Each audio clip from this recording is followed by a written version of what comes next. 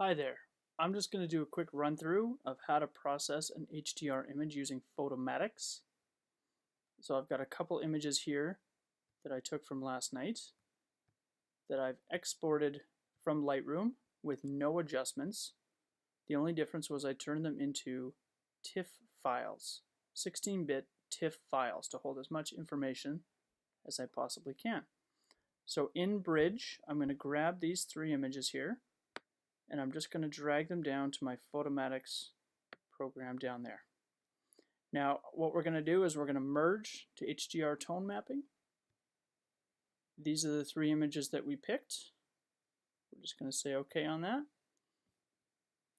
Sorry about that. And now we're going to, because I took these on a tripod, I'm going to leave it on taken on tripod, align source images, keep crop aligned images checked, and a maximum shift of something really low, like at 2%. If it's anything more than that, then I'll have to go back and align images in a different program. So here we go, we're just going to hit align and merge to HDR.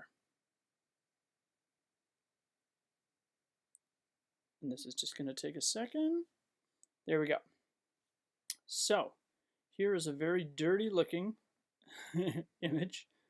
What we're going to do, we're going to go down here, we're going to hit mode or method defaults. Go back to the default settings. Let's start from scratch here. So strength, I'm going to turn this up all the way to 100. So we get maximum adjustment on our preview here. We are going to leave the color because that's something we'll do later. Tonal compression I'm going to leave for the minute. Detail contrast, I'm not going to use that. First thing we're going to do is go to lighting adjustments. This is what's going to give you your light source. You can see how that's shifting from the background to the actual realistic light sources, usually more on the right hand side. And that's where I like to let it sit, somewhere on the right hand side of this bar. Then I'm going to add a little bit more black into my image because I feel like it's lighting up a little too much. Sometimes with night shots, the exposures you get will overexpose it too much. That looks good. Now I'll go back up to my detail contrast. It looks like we're getting some funky, super overexposed flares there. So I'm actually going to turn that right down and maybe try and compensate for that with some tonal compression. And these two kind of work together. So you've got to kind of find a sweet spot that you like between those two. Then we'll come down here, we'll see if smooth highlights does anything. It probably won't at nighttime. No, I don't see anything happening.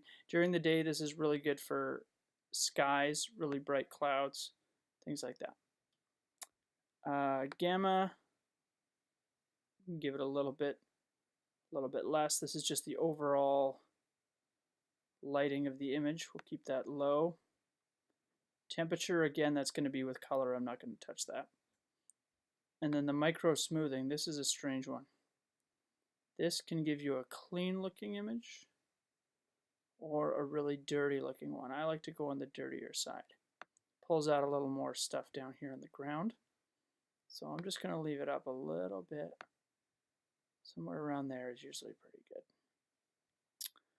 Shadows, again, this is something that you probably won't see too big of a change with unless it's during the day. I'm just going to give it a little bit of shadow smoothness.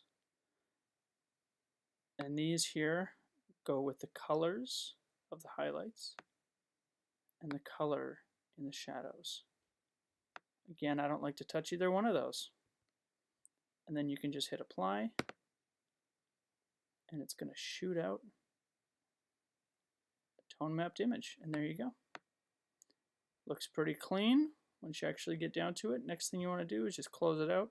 It's going to ask you to save, and you want to save that in whatever you like to call it. And that's it. Thanks very much for watching.